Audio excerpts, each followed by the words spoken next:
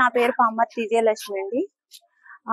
లీలావతి గారు అన్న ఆమె మాకు లోన్లు ఇప్పిస్తానని బాగా ఇప్పించి మా దగ్గరలో లోన్లు ఇప్పిస్తారని చెప్పి మాతో లోన్లు పెట్టించి నెక్స్ట్ లోన్లు వచ్చినాక అనేది మా ఇంట్లో ప్రాబ్లం ఉంది, మాకు ఇచ్చేయండి లోన్ అని లోన్లు మా ఏదో కన్ఫ్యూజన్ చేసి మమ్మల్ని లోన్లు తీసుకుని నా దగ్గర అయితే 1,80,000 తీసుకుందండి.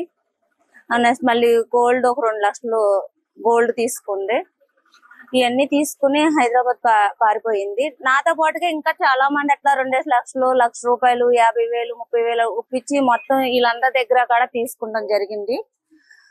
వీళ్ళందరికీ మాకు న్యాయం చేస్తారని మేము మీడియాకి వచ్చాం.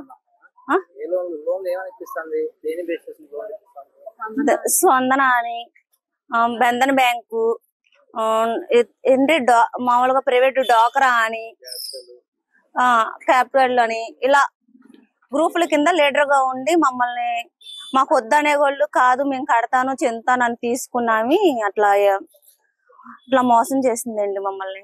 ఇప్పుడు ప్రస్తుతానికి పర్సనల్ కాడ కూడా చాలా మంది ఇచ్చిన వాళ్ళు ఉన్నారు. అసలు మాకు తెలియదు సార్, డబ్బులు కడతాం కూడా మాకు తెలీదు.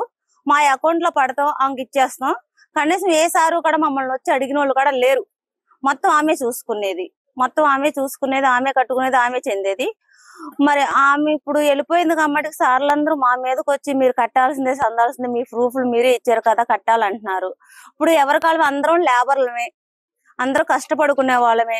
ఈ లేబర్లు ఎక్కడ తెచ్చి కట్టాలో కూడా మాకు అర్థమవుతలేదు.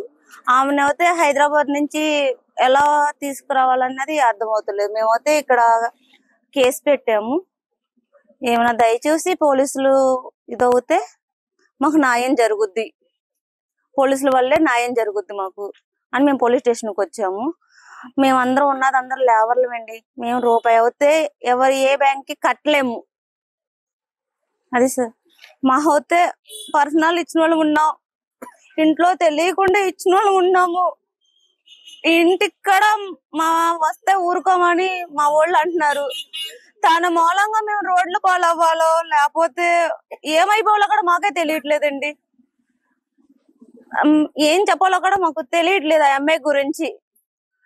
అసలు ఎంత మోసం చేయాలంటే అంత మోసం చేసింది ఆ అమ్మాయి.